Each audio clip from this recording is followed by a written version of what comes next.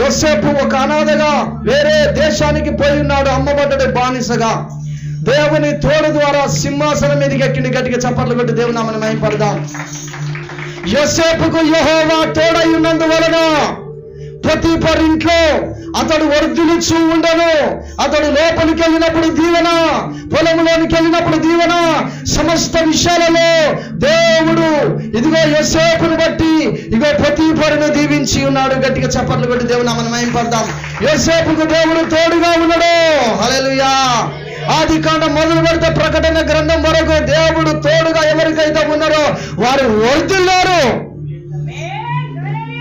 నిన్ను నన్ను వర్ధిల్ల చేయడం కొరకు ఆయన వచ్చాడు.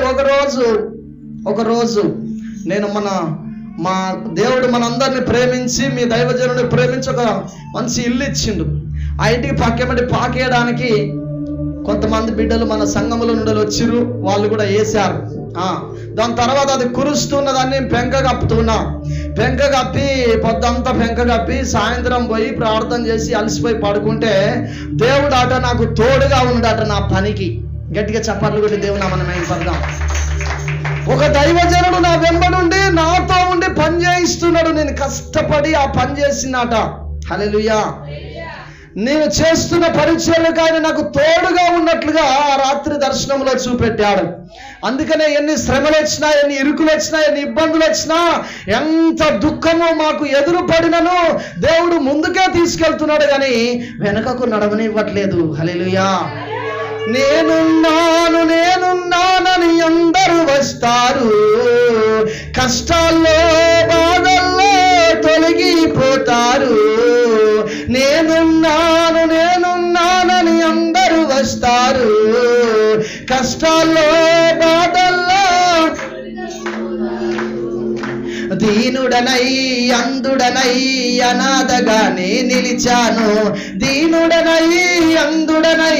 అనాథగానే నిలిచాను. నువ్వు రావాలే సయ్యా, నువ్వు రావాలే సయ్యా, నువ్వు రావాలే సయ్యా, నువ్వు రావాలే సయ్యా.